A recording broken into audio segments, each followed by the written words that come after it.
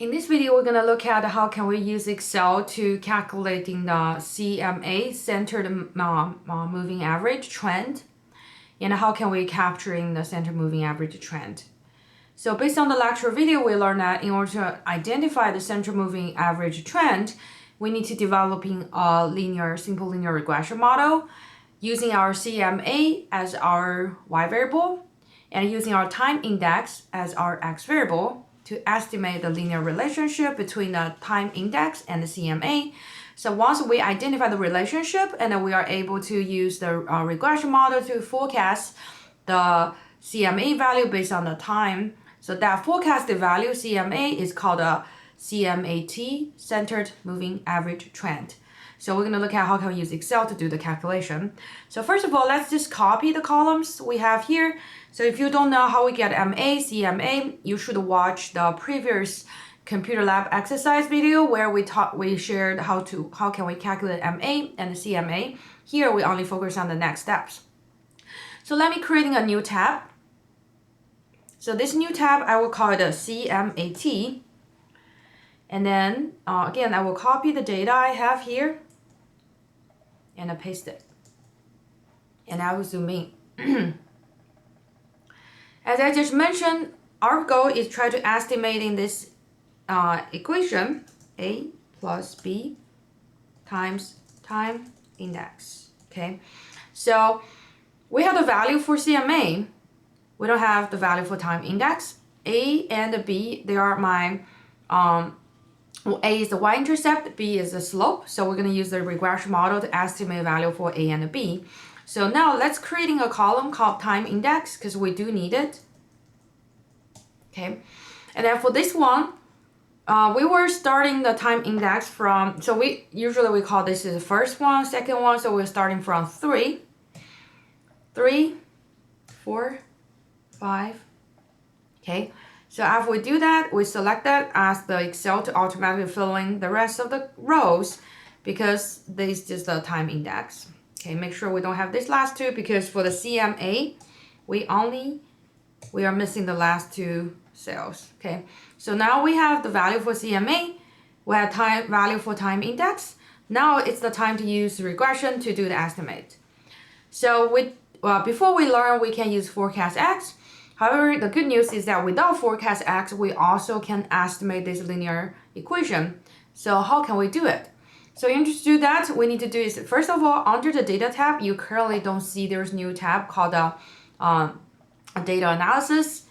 In order to add in the data analysis to your Excel, okay, your Excel, what you need to do is, first of all, go to File, and then move down the mouse to Options. After you click Options, and then you should do is finding the one called the Add-ins. So after you choose Add-in tab on here, and then we're going to move down here to called Manage Excel Add-ins, and then we click Go. So after we click a Go, and we're going to check the first box called the Analysis Tool Pack. So after we check the box, Analysis Tool Pack, and then you can click OK. So now you see under the Data tab on the right-hand side, you will be able to see a new icon called the Data Analysis. So this is the one tool we're going to use to do the simple linear regression model using Excel without Forecast X. Like I said, of course, you can use Forecast X to do the analysis as well. Okay. So now after we receive this new tab, Data Analysis, and we're going to click it. Okay. And then we're going to find there is one analysis tool called the regression. So they are alphabetically ordered. So we're going to choose regression. And then we're going to click OK. Okay. So now we need to tell computer where is the Y range, where is the X range. When you select the data, if you initially including the labels, make sure you check the box labels. And then you can place your result in the new worksheet. Okay. So let's do it. So our Y range is a CMA. My X range is the column for the time index. So let's first move your mouse inside this box for the Y range. And then you can come to the Excel, select from D3 to D, let's see, okay, D231, okay? So that is my Y range. Now I will start to select my X range, so that's my time index. So now I click my mouse inside the second box, and now I'm going to the column that where I list my time index, and I will select from E3 to my last observation, E231. So keep in mind, X and Y has to have the same length. So that's why both are start from 3, ending at 231. So after you finish that, make sure you check the box called the labels. Okay, so now you got all 3, right? So you got a that, and so we can place our worksheet in a new page that's called regression. And after you do that, feel free to click OK. Okay, now we are developing a new page. Okay, let me zoom in.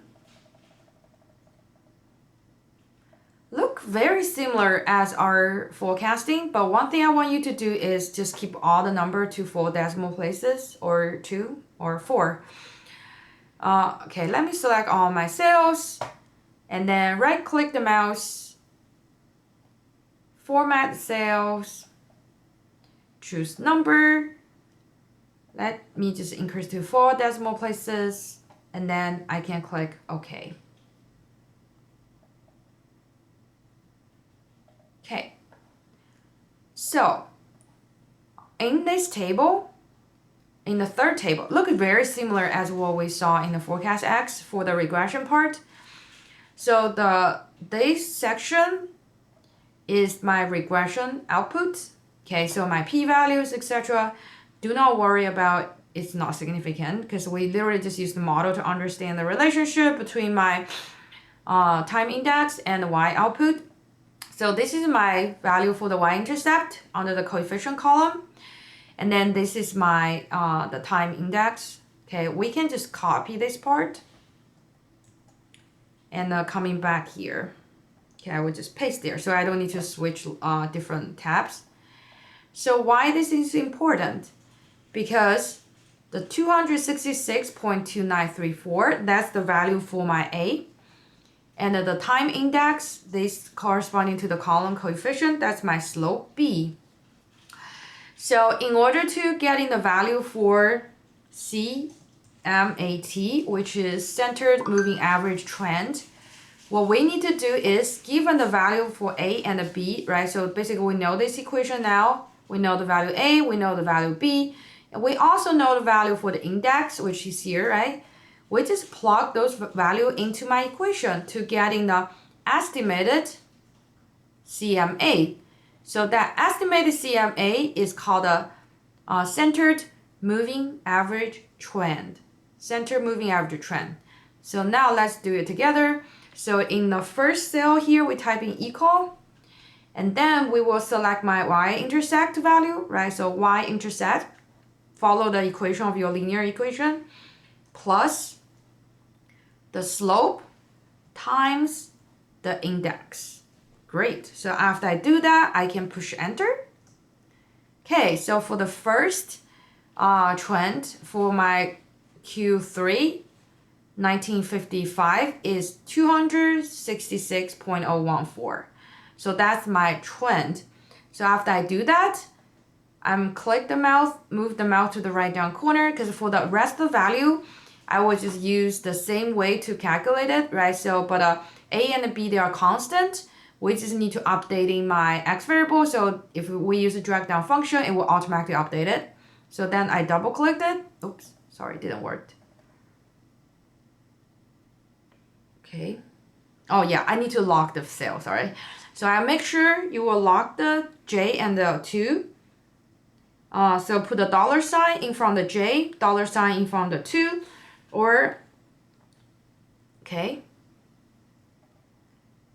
We need to make sure our So our y-intercept is not changed. So the J2 and the J3 here should be locked, okay? And then after you do that and you push enter, and then move the mouse to the right down corner and double click it. So now what I'm seeing here in the column F, the number we are showing here is considered as a centered. So we're going to delete this last two. We don't have the value. So this new column is the predicted moving average value of predicted center moving average. We also give it another term is a center moving average trend. So it's literally is predicting the trend. So if we connecting this result, if I try to plotting this value into a time series chart, and then I will able to receive this one, okay? So in the detrending video, we look at this dark line, right? So that's the original time series line, which is the light gray. And then after we deseasonalize it, we got the the black line. So now what we are calculating is CMAT. So that is captured by my dash lines. So you can see it's a trend, it's downward trend.